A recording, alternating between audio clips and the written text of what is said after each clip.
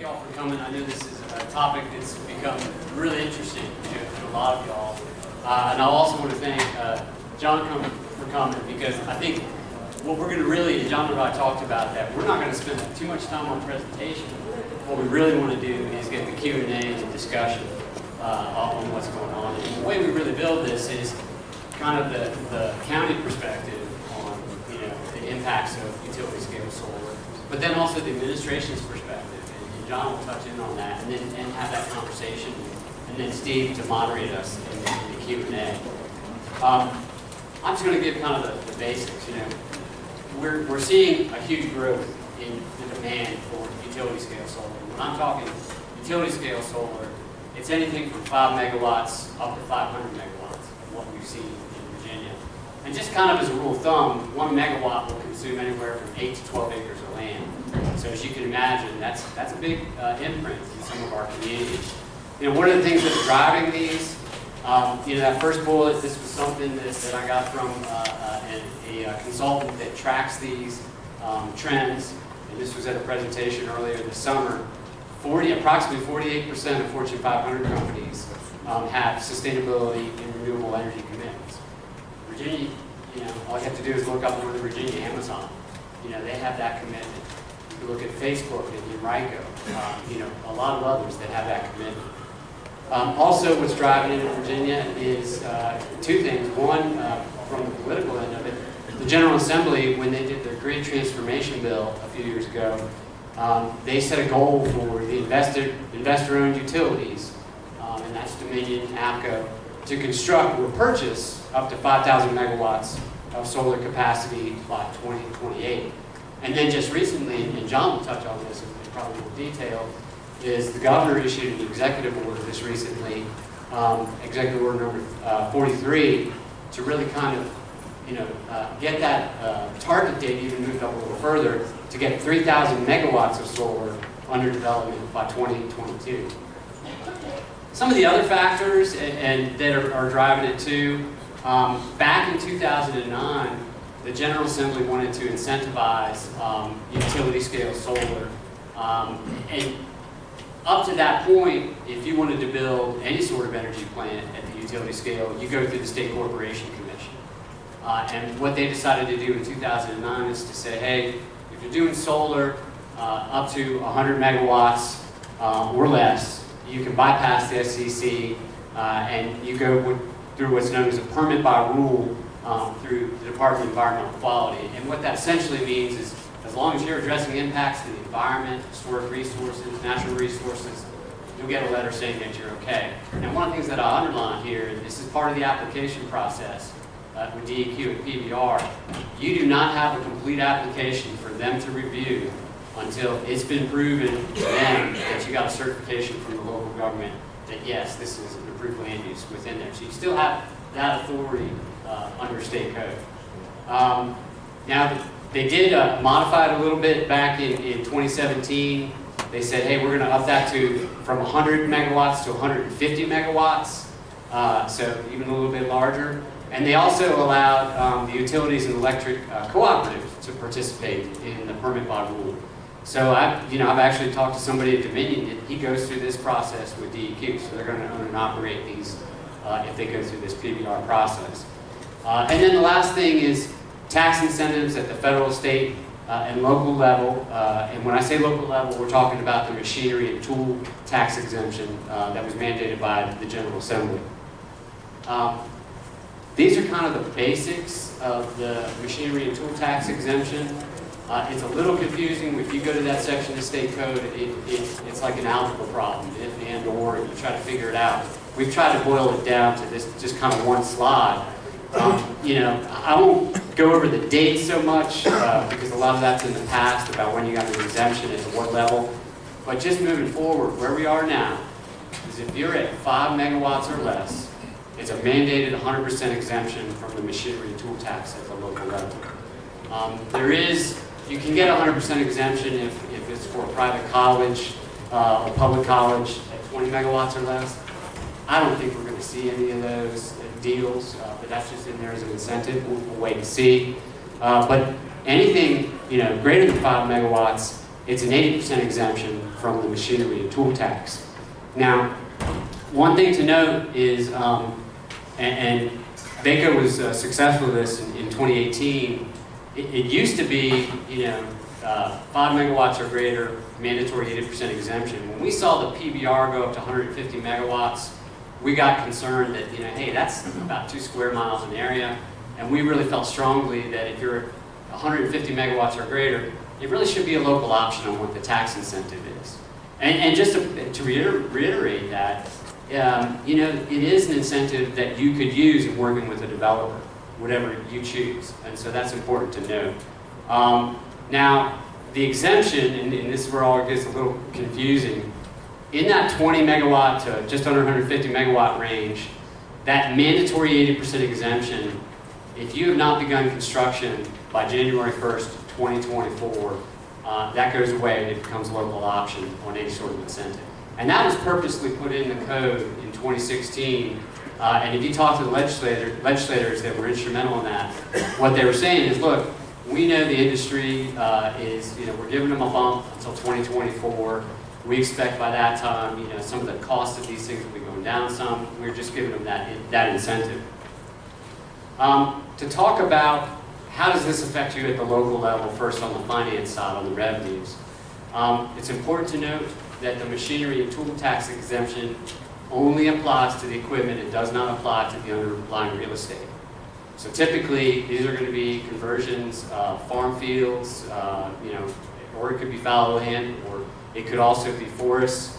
And once you make that conversion, then what your Commissioner of Revenue is going to assess that is going to look at it as commercial property. It's in commercial production. So you will see a bump in your real estate tax under that. So that has the potential to offset that. The second bullet here, and it was something we kind of found out, relatively recently, but it has a big impact, is there's a quirk in the law where any generating facility that's greater than 25 megawatts, that equipment is not taxed at your machinery and tools tax rate. It's taxed at your real estate rate.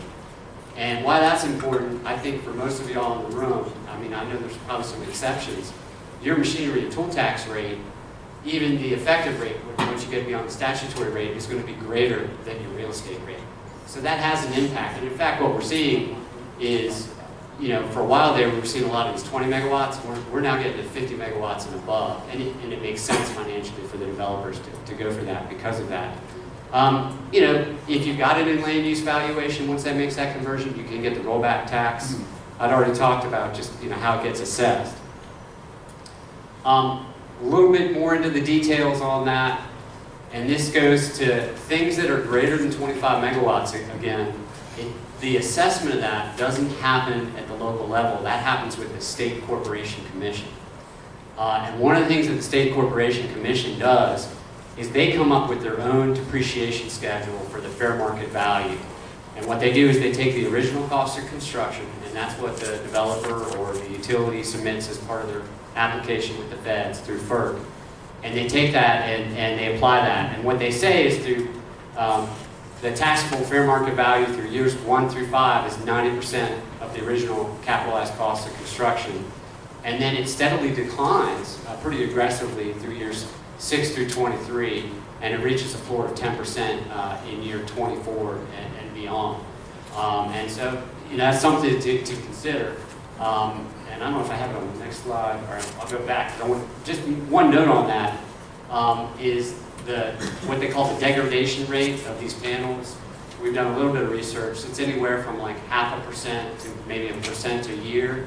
And what that means, the capacity of those panels, unless they replace them, it's still generating revenue at that rate. So there's kind of a disconnect a little bit from the degradation rate of the capacity versus this this depreciation schedule. I actually talked to somebody from the SEC and I said, where'd you come up with this depreciation schedule rate? Because it makes a difference. We kind of like to know. And they said, honestly, Joe, this has only been going on in Western states for about 5 years, and so we kind of copied what some of the Western states are doing.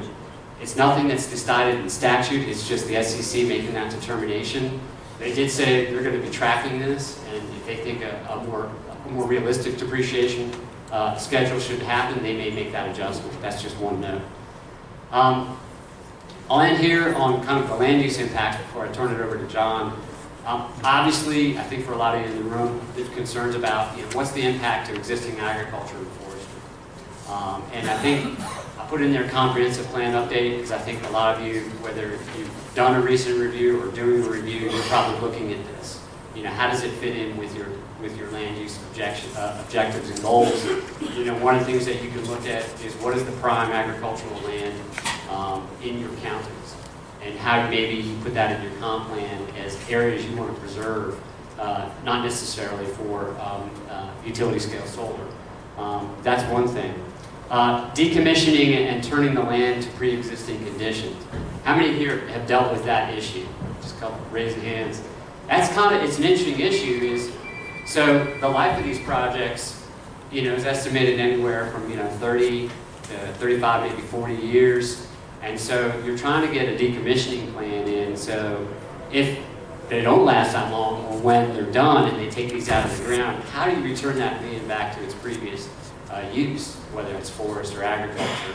And so that's something that I know a lot of you are dealing with. I will, one question I have in my mind is, once you maybe make that decision, whether it's through conditional zoning or special use permit for one of these, I wondered whether it'll necessarily ever go back, because it's plugged into the grid. They might be near a transmission station that's got capacity. It's always going to have value there. So maybe they just replace the panels once they degrade. Stormwater runoff, both during and after construction. I got that slide down there in the bottom.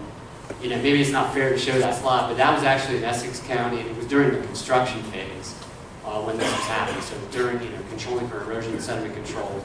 And to be fair, it was a big rainstorm event, but they didn't have the proper controls in place, and so this was just flooding over and onto the road. Obviously that has an impact to local streams, the Chesapeake Bay. I do know that DEQ did issue a notice of violation in this case, so they're definitely monitoring these things. But stormwater runoff after construction, how do you model these things? I was talking to somebody from DEQ, and in DEQ's determination, they have said that just the posts, not the actual panels themselves, are considered pervious surface.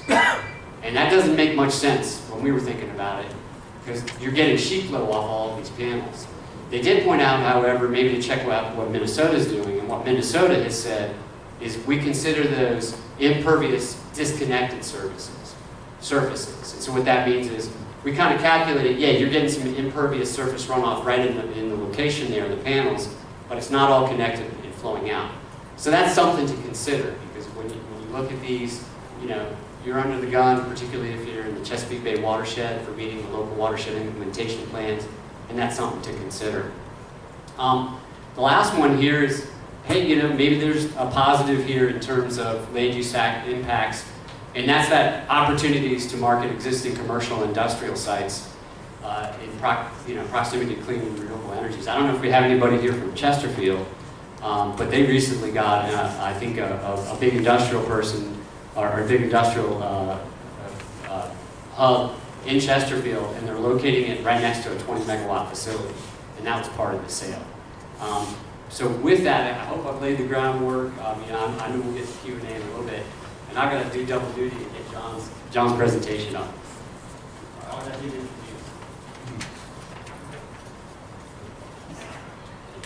Well, he brings that up.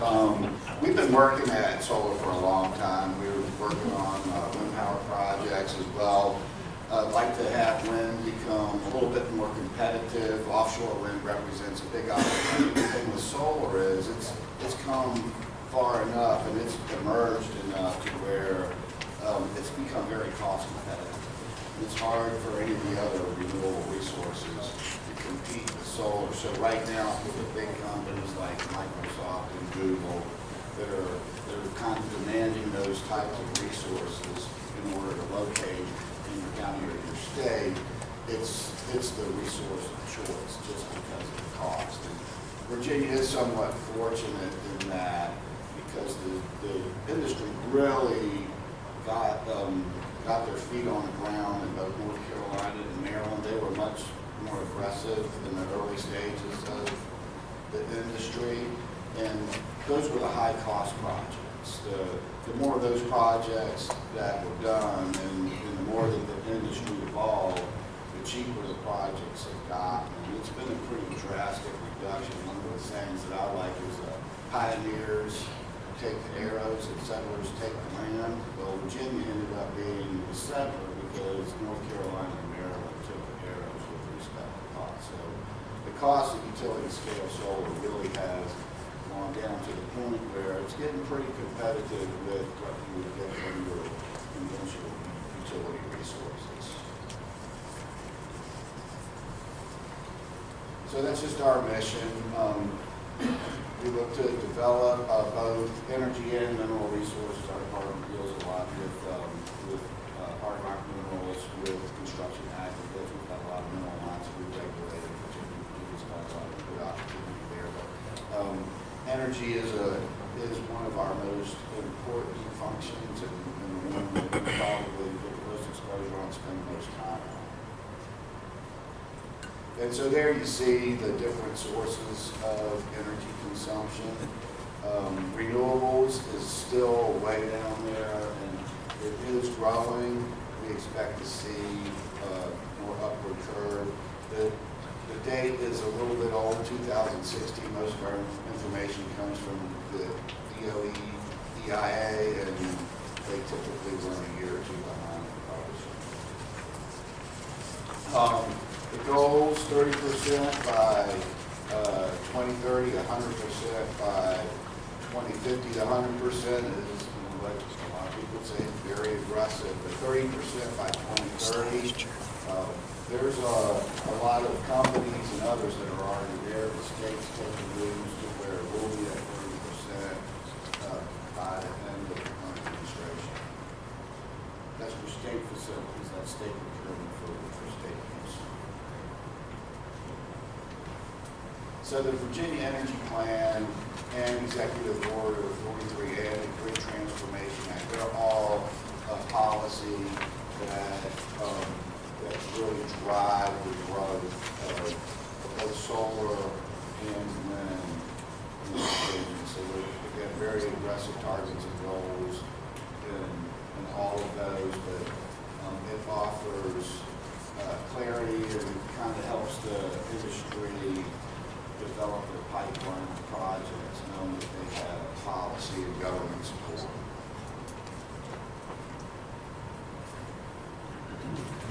So EO 43, this is again state-based procurement and projects, 420 megawatts. That actually represents a little bit more than 30%. It's probably more like 40%. Some of those projects are a little bit longer term. When you schedule these out, schedules tend to be aggressive too. I think we'll reach the 30% by the end of the term. To fill out the 420 just depends on how the projects are developed. Any snags or free schedule delays, but 420 megawatts is the goal, and I think that's attainable. The state also has a goal of going out for PPAs, power purchase agreements, for 10 megawatts a year. Our department's working right now with the Virginia Community College system and looking to select some of their campuses in year one, working with the Virginia Community College system. I'm sorry, can you speak up? Yeah. Is that better? Yes. Okay, Thank you. sorry. I put the microphone closer. So we've got a position now actually for localities. It was approved in last year's budget, and her contact information is on the last slide. But I encourage any of y'all that have issues or need some technical assistance with potential solar projects in your jurisdiction to reach out to Carrie, because she was hired specifically to work with localities and help them through the process when they have questions and issues regarding utility scale solar development in their locality. Of the 12 megawatt offshore wind research lease, that is with Dominion and Forstead.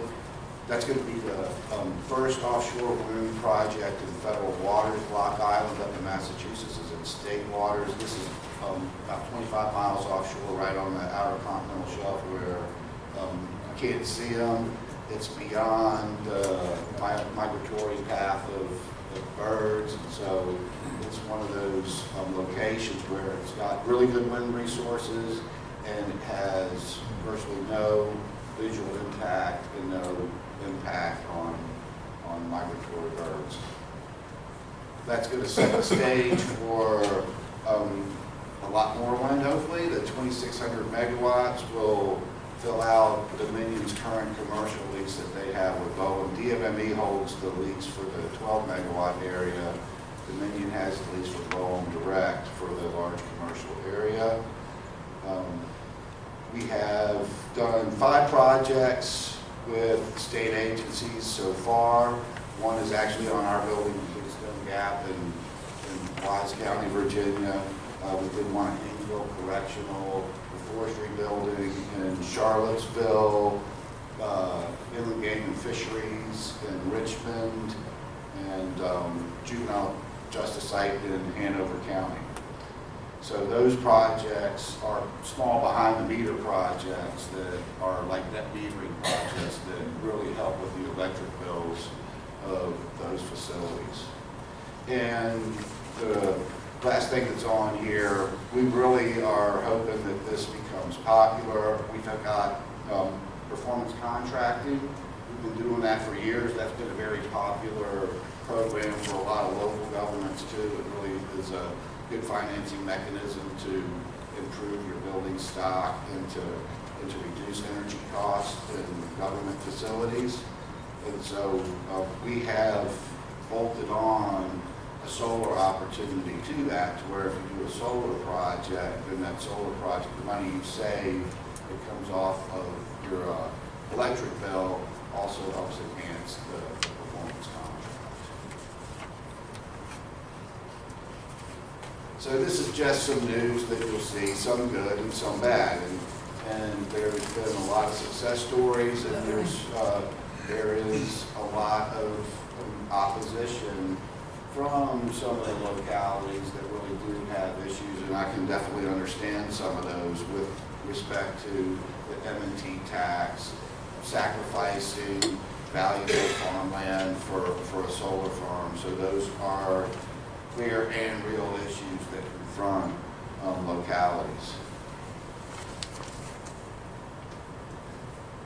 Here is where Maryland and North Carolina were taking the era. Here's where Virginia started taking the land. As the prices have gone down, the capacity has really gone up. A lot of the capacity here in this curve really has been market driven though by companies like Facebook and Google. And we expect a lot more than that. And one benefit to those projects is that those companies are essentially paying the price premium. I was saying that solar is becoming very cost competitive. It's not quite there yet, but any premiums that are associated with those projects, they're typically built into the cost that's paid by the Facebooks and the Microsoft. So those costs don't get passed on to the ratepayers in this cost of service scenario.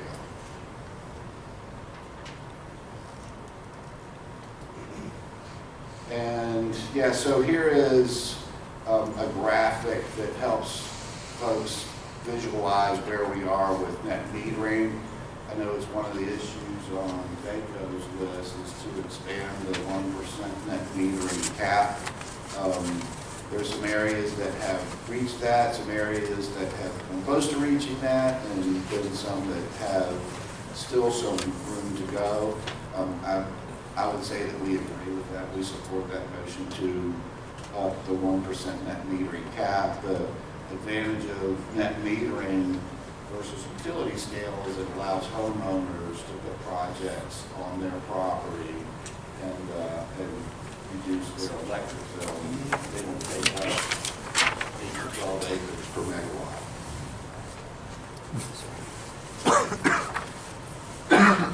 This is the DEQ information on the permit by rule. Those are those projects that are 150 megawatts or less. And as you can see, there are a number of projects in the pipeline, and there is a large amount of acres that they will take up.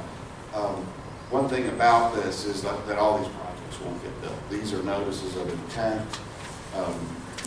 They're very speculative in some cases, and those projects will all not get built. A lot of them will depend on approval of local governments or folks sitting in this room. So that's one of the things that will keep some of those, but economics, being able to interconnect, being able to find off-takers that will pay that price premium, that will probably stall some of those projects, and the more economically advantaged ones will move forward.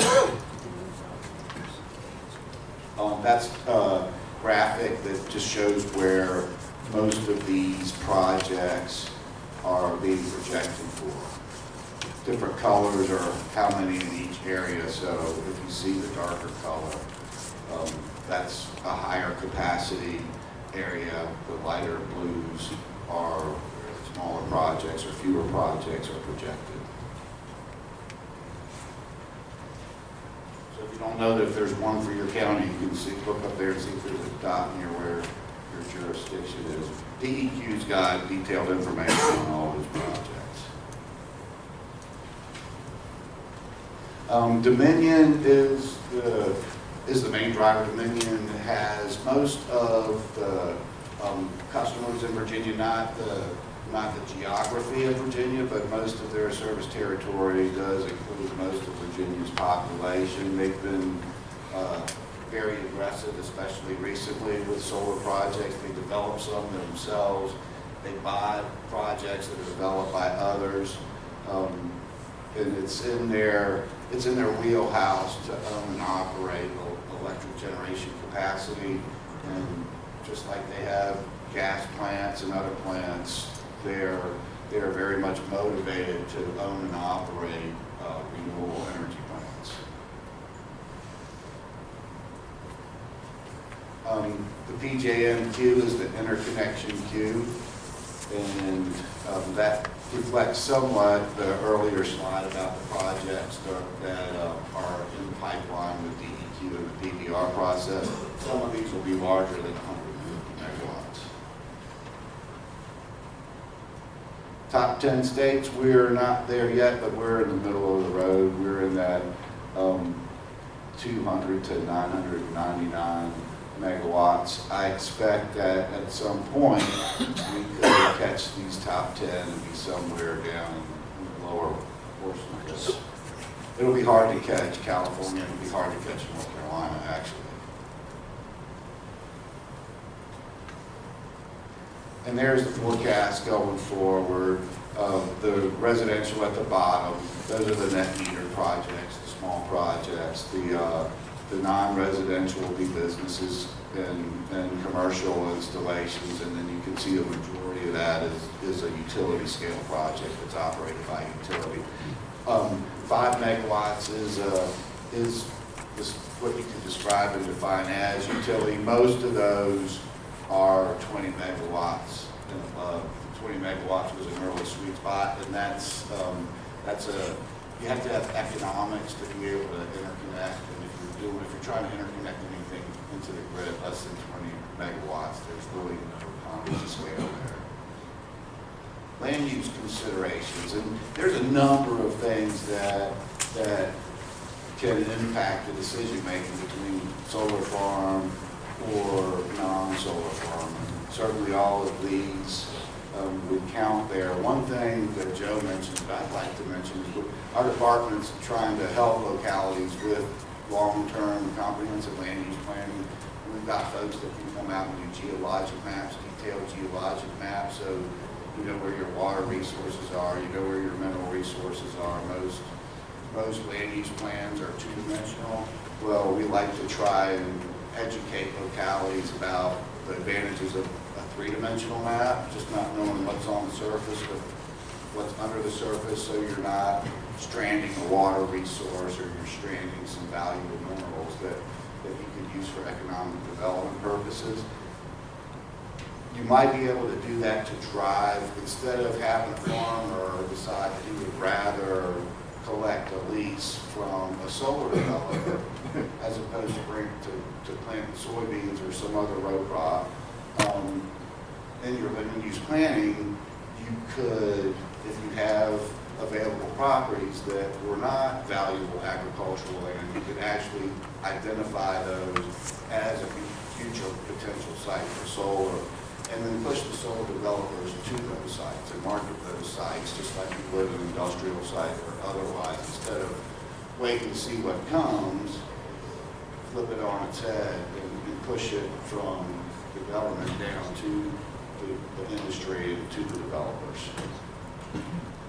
We can help with that too. We're doing that out in Southwest Virginia with mine, or inventory mine lands, and labeling them for what their most advantageous post-mine land use would be, whether it be for residential, commercial, industrial, or solar farm. And that's it. And there you have the contact for Carrie. Again, she's been hired to work directly with local governments on behalf of their interests and to help them with technical expertise about any questions they might have. Okay, thank you, Mr. Warner, for that presentation. You too, Joe. So this is the question and answer session. I would ask you to try to, project your voice out so we don't have to run around with a microphone, but because we really want each one of y'all to hear the other, what you're asking, and we'll try to repeat the question if we can. That will keep that happen. So, questions and answers. There you go. I'm gonna let you point to it, Joe. Whatever you want to go.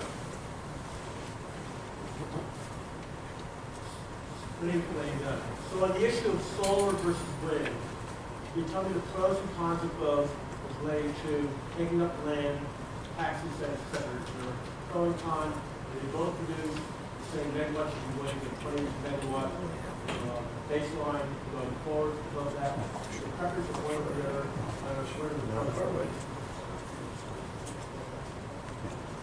The capacity of a wind farm is basically, you got to calculate it around the turbines and the size of the turbines. Turbines, just like solar panels, are getting more and more efficient. Turbines are too. They're getting up into the 6, 8, 12 megawatts per turbine.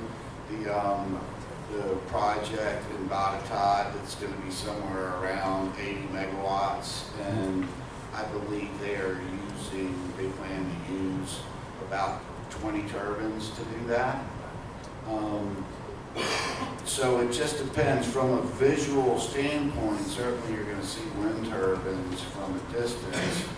You won't see solar farms from a distance. You'll have to be relatively close to them.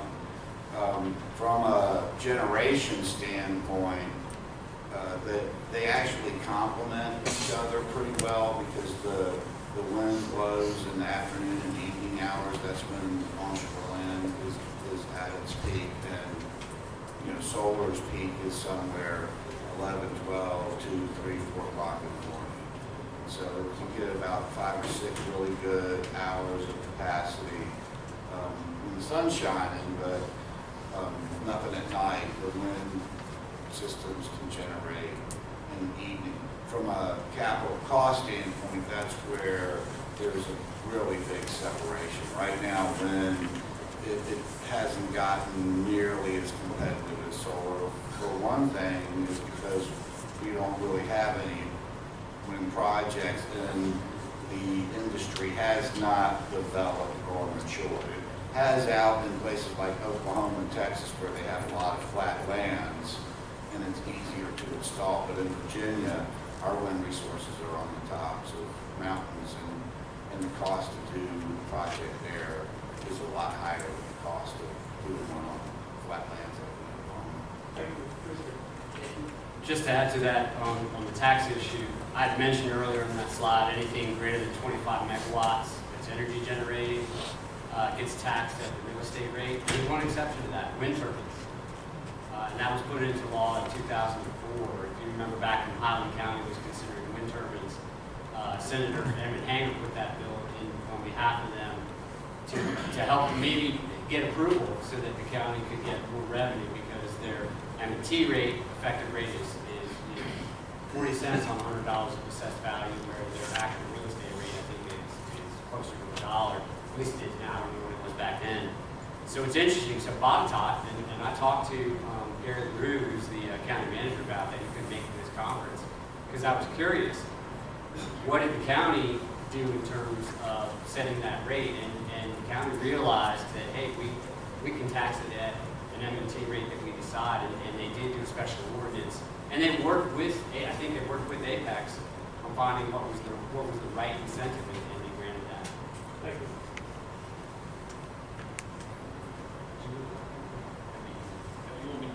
Yeah. All right up front. Can you talk about the issue of the intermittent nature of the energy coming from both solar and wind, and what Virginia's plan is, or Utility's plan to have to deal with that as we ramp up to thousands of megawatts? You know, are you going to have gas-fired plants coming on and off all the time? Are you going to develop more storage in some way, shape, or form? Can you talk about that issue? I can't speak for the utility, but I can, I guess I can regurgitate what I read in an article the other day where they were interviewing someone from Dominion, and they were asking about, well, if you're pushing to go renewable, what do you need the pipelines for? And the response was that these gas plants will be needed to manage the intermittency of the renewables, that they will be using a combination of energy storage and more conventional generation assets. Those gas plants are kind of like the gas peakers. They're not hard to start, and so they would probably sit idle if the renewable sources were generating at capacity, but that's what they're there for. And until 2050, there's going to be a lot of base load out there that's going to need to be managed. So it will be done through a combination of battery storage, and energy storage. I don't want to say battery storage because there's a lot of storage technologies other than batteries, but energy storage will be a growing industry as well. And the other thing that was mentioned in that Dominion interview was their intention to build another pumped hydro project. Jim, what I would say for those that are interested in that question Jim had, Bill Murray from Dominion is going to be doing a session at 2:45 today on General about energy. And that'd be great to hear some perspective. But one thing that we do know is, in that slide earlier they had comparing the states, it was really interesting. You know, California is number one, 25,000 megawatts or whatever. North Carolina is number two at just over 5,000. So we kind of know, that's look south and see what the implications could be. Duke Energy, who operates in North Carolina, is asking amendments for its air pollution control permits. I'm going to get a little geeky here, but it's important to note. So what's happening is, when the sun is shining, they're shutting down those gas plants because they don't need that base load. When the sun doesn't shine, it goes down at night, they got to cold start these things up.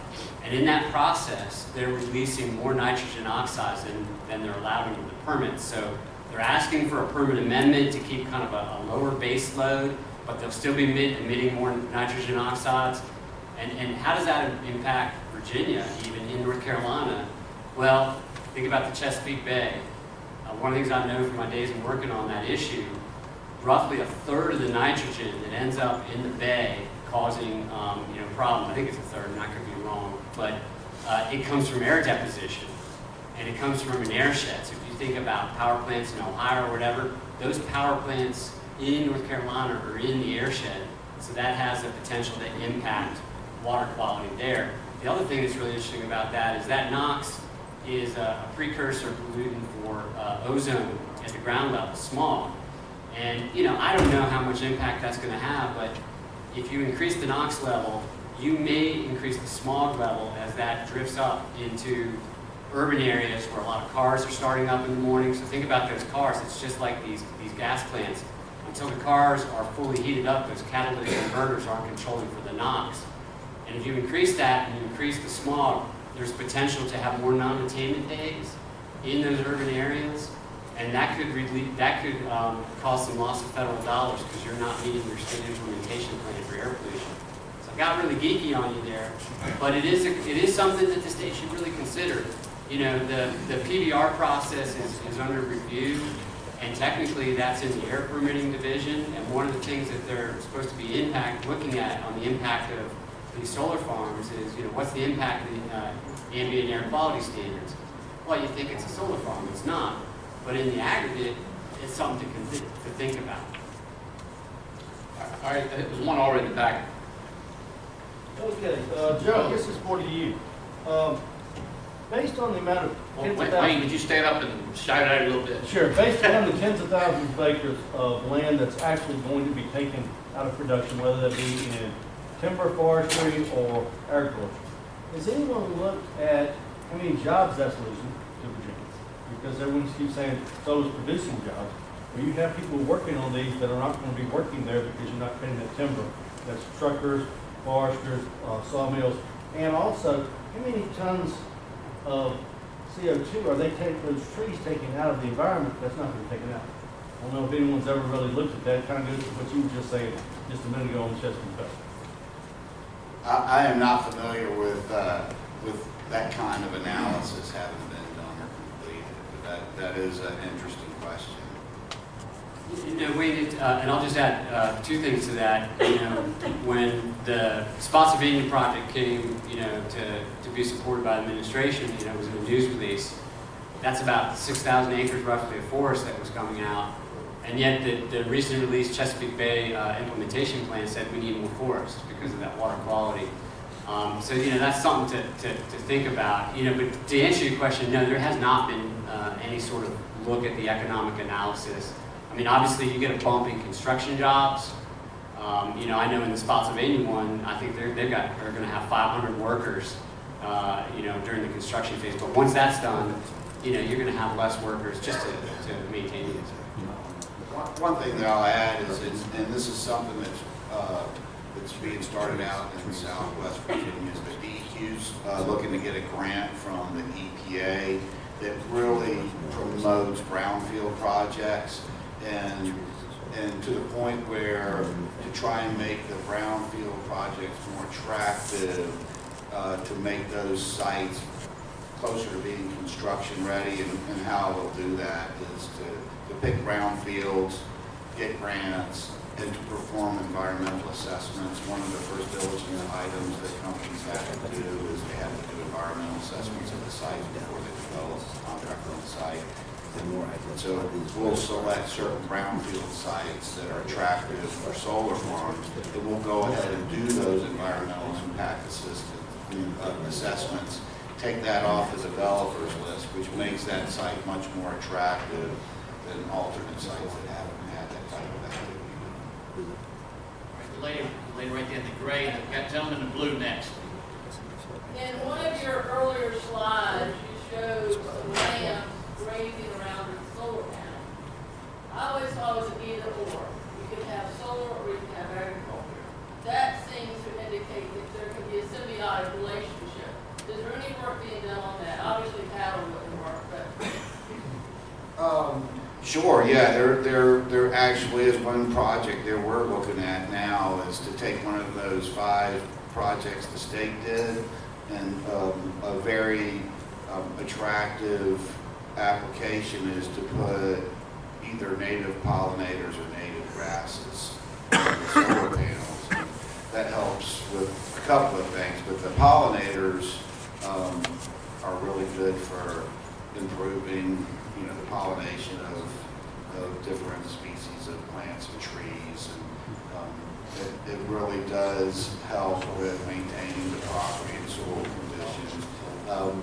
I believe there are probably some applications where they have livestock on solar farm properties that has been real successful. I don't think it's penetrated Virginia very much, but I do see that as a very good alternative solution, and people are looking at that. And I would encourage that as well. Yes, you can do that. That is an application that's been used elsewhere. And just to follow up on that, you know, if you're going to have that livestock there, one of the things it's probably going to need is the panels maybe to be a little bit higher to accommodate that. You know, and it might be a good question for the development industry. But that is going to raise the cost of the project because that's going to be more steel. Now on the pollinator-friendly species, the PBR, DEQ is looking at guidance on doing that, and they're actually coming up with a plan to get eco-specific species by region in Virginia, so to build up the seed base for that.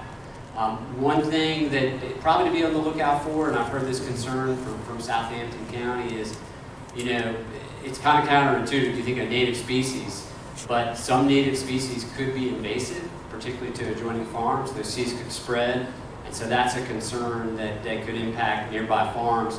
Another thing that I've heard, and this is just all anecdotal, is when you change that land use and you maybe plant some certain, you know, plants or species or seeds, it may attract deer, which they then may damage adjoining croplands.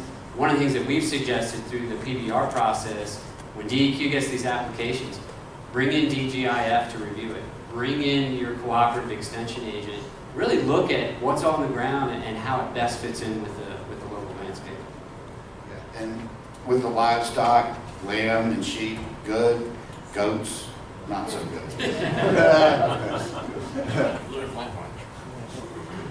Yes, I have 22 animals on my boat base, which have been absolutely wonderful. I've got a payback in 6 years on my investment, but a lot of it was because the state paid 1/3 of it when I put it in. Is that program still open? Yeah, the state doesn't have any direct incentives right now for residential small projects. Yes, sir. Are there any opportunities or obstacles to the utilization of panels on top of large scale warehouse distribution centers, square feet buildings? Rooftop applications are great.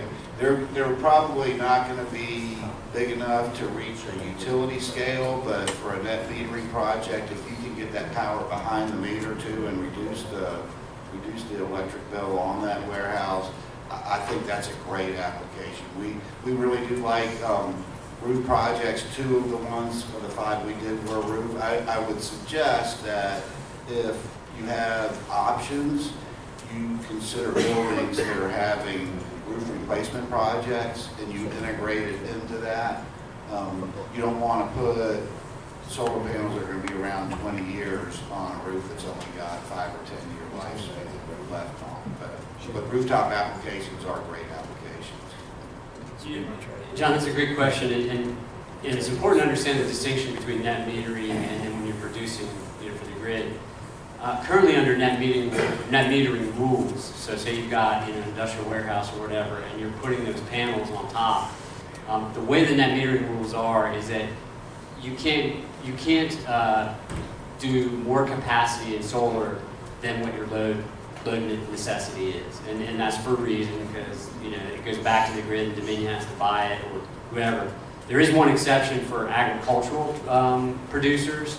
They can go to 1.5 times the load, and in fact, they can go up to 1.5 megawatt. I don't know if that's being done yet, you know, because once again, it goes back to the economies of scale and what's driving the market. Gentleman in the white shirt. Yes, sir, I can back it out. And it's wonderful the state's growing in all these solar panels. You want the car, you want to get to be in the top 10, that's good. I think. Million lights, we're a rural small town. We got $100 million project looking at that. How would you tell me what it's going to do with my town? Tell me how much money this is going to bring in my county, that I can build schools and I can build in my need, and it's going to better the life of my city. Not to better the state. How are you going to do that? You spend all this money to do the cheerleader. Now tell me that project, come and look at that project, calculate it, come look at that project, and tell me how it's going to benefit them. You talk about all the tax rate, that's a great tax rate the state gave, but it's the tax rate that my county's got to deal with the state. Okay? So tell me how we're going to benefit from these projects. Do the dollar and look at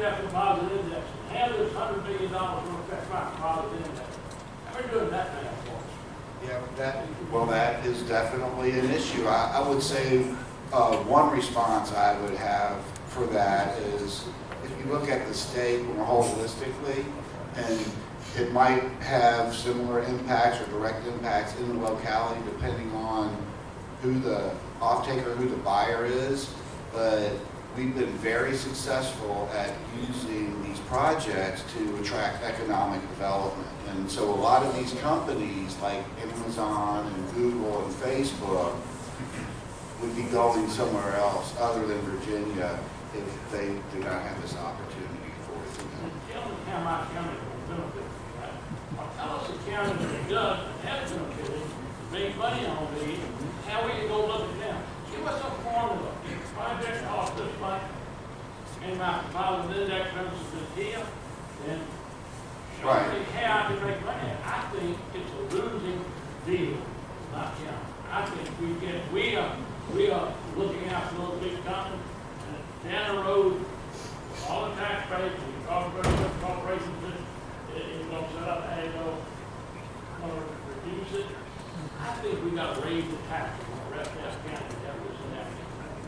So what, I mean, you raise a good question. I'm going to give one example, and it even brings in the LCI, and it's something that Jim Reginbald and I looked at. So by a quirk of the timing on the law, when I showed when all those tax breaks went in, the 80 megawatt facility in Accomack County, which was the first big scale one, that did not get the 80% exemption.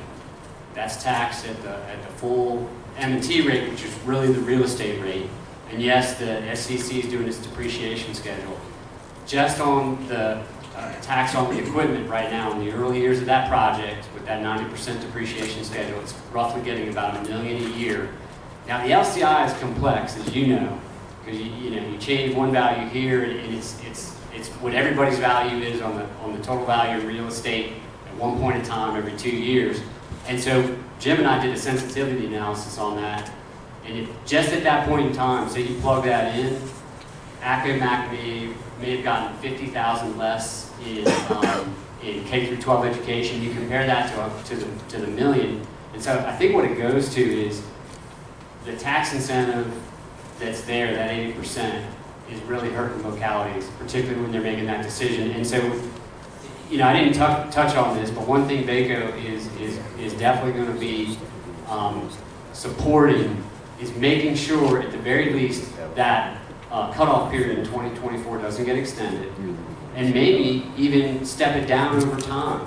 I mean, I will tell you this, when there was a bill in the General Assembly last year that you know well about that would have upped that to 2020, and one of the developers in the room afterwards we talked, they were honest, they said, do we need 80%? Probably not. So maybe there's a way to step that down, and then when we get to 2024, have that be the local option. Gentlemen in blue.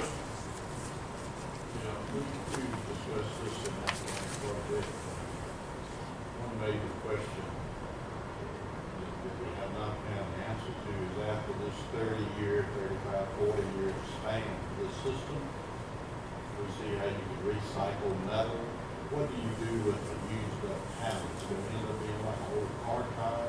What do you do with the panel that's useless? I believe that a lot of those panels probably are put back into productive use.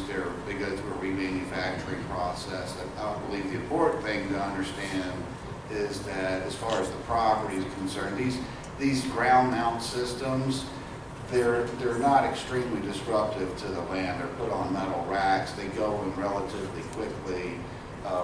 In a decommissioning scenario, they can come out even faster than they go in.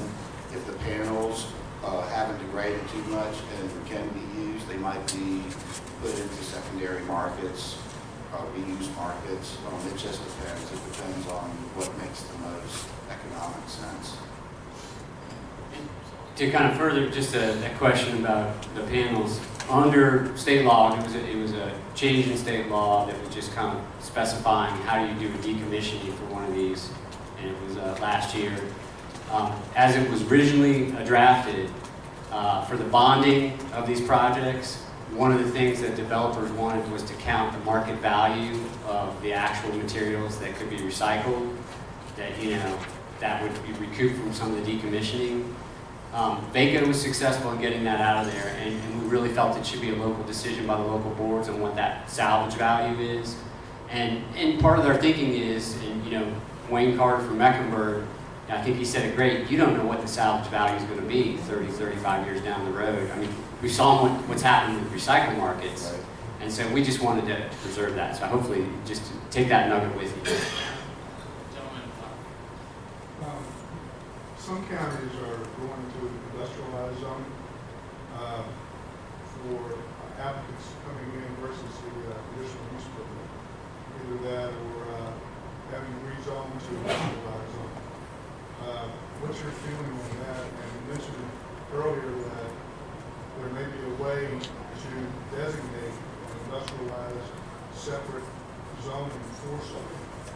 And could you increase the tax incentives for the jurisdiction, the local jurisdiction, if you did that? And it's our understanding too, there's some talk that if the jurisdiction, the local jurisdiction makes it too stringent, that the state would step in and take that decision-making ability away. Is there any talk about that? I'm not familiar with those conversations. I'm not sure. If they're happening, it's something that I haven't been made aware of. But what I was suggesting during the slide presentation is for the localities to take a firmer decision-making stance on where these might go, instead of the typical process has been where the developers will look for ideal spots, they'll go out and they'll talk to the landowners. If in land use planning, the localities identified spots that were preferred locations, that might be the first place that the developer looks, and that might be where the development goes as opposed to on farmlands. And that is one of the things that I mentioned we're doing out in Southwest Virginia. We have a lot of mine lands out there that are no longer being mined. And what development do you put there? And so we are going through it. The county's going to identify those areas which are most conducive for solar projects as opposed to letting developers pick. I was just suggesting that there might be an opportunity for the jurisdictions to take a position on where those locations should be based on what their land use plans indicate. Yeah, that's a good question. What we've seen so far is mainly going through the conditional use permit process, or what you might know as a special use permit process in agriculturally zoned lands. I do understand, I think maybe Madison County, I don't know if you're from Madison, where? Culpeper. If you know, they've made the decision that you would need to get a rezoning, I think, to industrial zone. One tool in the toolbox that you can maybe consider is a overlay district in your agricultural areas where you say, hey, we're going to do a utility scale overlay district, and what that would mean is if you go want to put one of these in, then you would go through the rezoning, conditional zoning process, and so it could be a little different. I think, you know, the idea that you may be hearing rumblings that, you know, the General Assembly may want to take away local authority on the siding of these, I think you're spot on. We're hearing it too. I think, you know, well, I can tell you VACo's got a position already on the books, and we're strengthening a little more tomorrow when we look at our legislative program. But just to support maintaining our local authority on addressing all these impacts. You know, John had the slide up there, 36 projects, right, have already been approved, you know, and it was like 1,200 megawatts. If you take a look at 5,000 megawatts, roughly about 50,000 acres, right? You know, there is roughly about 8 million acres of farmland in Virginia. And just because one locality may make a decision that, hey, we don't necessarily want to approve these at a scale even. You know, you may have a locality say, hey, 20 megawatts or less, we can make that work. There's plenty of opportunities throughout Virginia. And what I've told the developers is it's just like any other land use. You know, you make the local connection with that board and you make the case of why this is a good decision, and that will be our argument should there be any legislation that would take away local authority or limit local authority. I know I've heard rumors that and I think Culpeper is looking at this, and I know that Spotsylvania's done this, because of the massive size of these, you know, what Spotsylvania said was, hey, you can only disturb 400 acres at a time, because that's all we can handle from a permitting process. And I've heard some grumblings secondhand that developers don't like that, you know. But you know, we'll see what happens when it comes to General Assembly. What contaminants should we be concerned with the wetlands? And the reason I ask that, dealing with the recycling, there are only 13 plants in the entire United States that can decommission these solar panels, is what we've been told.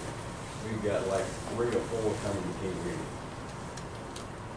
So to repeat that question, you're concerned about the wetlands? And the contaminants, obviously there are some within the unit, but what are we concerned with the runoff into our wetlands, which is going into Chesapeake Bay? Those projects require permitting to keep that from happening. So if in a decommissioning process, they should have all their fencing and all their BMPs and everything else that would be required in order to get the permit to do that. So if in decommissioning there's stormwater runoff into local streams, then just like any other project, they're not operating under their permit requirements, and they'll have to be cited on that. With respect to the panels themselves, anything that's hazardous in there, they're very much sealed in. It's kind of like, if you remember the days of all the asbestos removal when you got transite siding on houses, which is non-friable. There's really not a risk, an asbestos risk. Same thing with these solar panels. They're unless you put a saw to them and start cutting them and grinding them up, there's not going to be any exposure to the elements and the minerals and materials that go into the makeup of that panel. You know, on the wetlands issue, I don't know if everybody here is from the Northern Neck or the Middle Peninsula. If you are, you may know that one of the things that particularly in the Rappahannock River corridor, you're looking at marketing those natural assets, wetlands, forests, maybe for international markets, for carbon offsets. And so I have heard a concern from one delegate on the Middle Peninsula that, hey, if all these farms come in and impact these wetlands and impact these resource protection areas, we may lose that value. So that is something that is a definite consideration to take into place, particularly as you're doing your land use plans at the local level.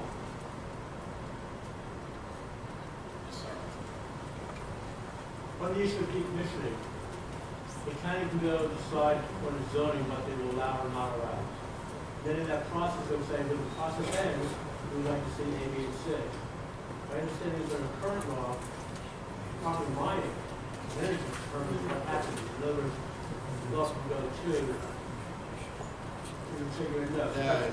We're not involved at all in the permitting process. And the decommissioning, yeah, we don't have any regulatory authority over those projects at all. So can the county determine, here's the zoning on day one, 30 years from the project ends, this is what we expect, without any type of state interference?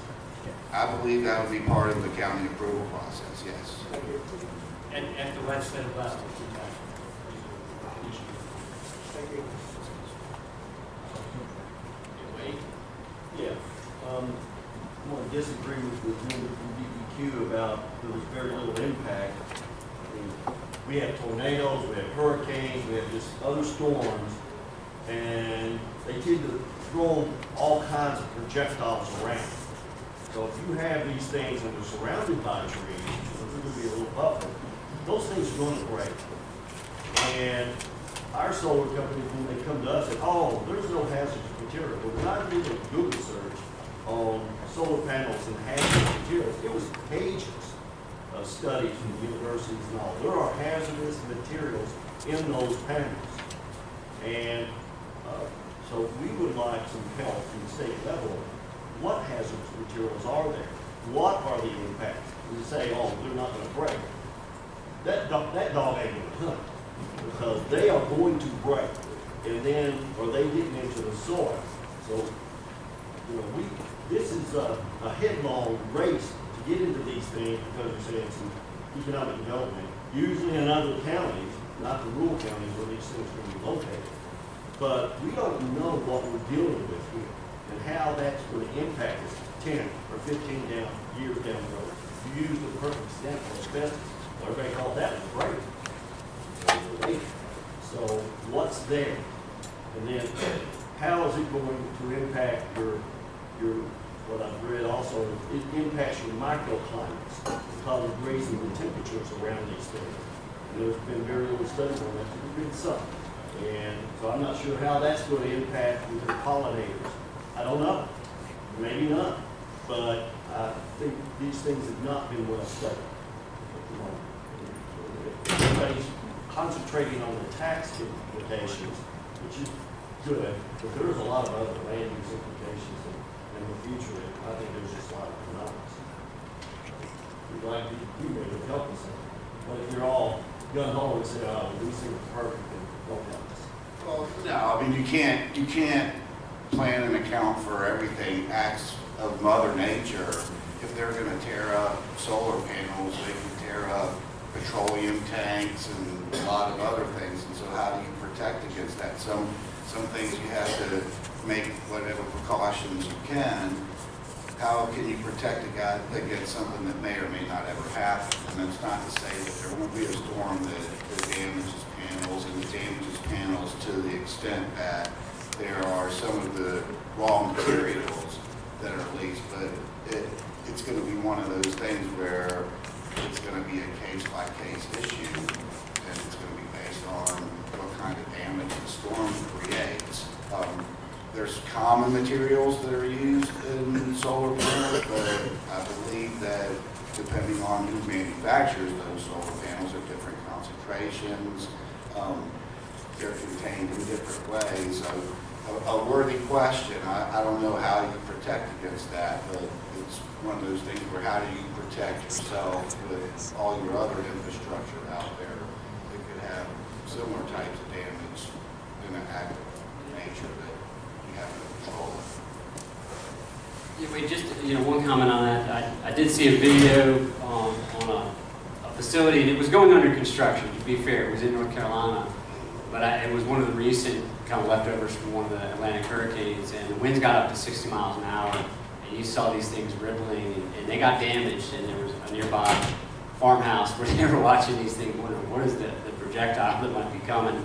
So one of the things to maybe consider is, what is the panel height? If you're trying to accommodate native pollinators or grazing animals, does that have an effect if these things become more susceptible to wind damage? That's something to consider. The other thing that we will start to see is battery storage. One of the things that the industry wanted to get into that bill about decommissioning was, batteries into that bill, and we asked them to take it out because we don't know all the chemicals in those, and that's one I think we're definitely going to keep an eye on because that could have some bad effects if those things leak out. Any other questions? All right, very well. Give these folks a big hand. They did a good job.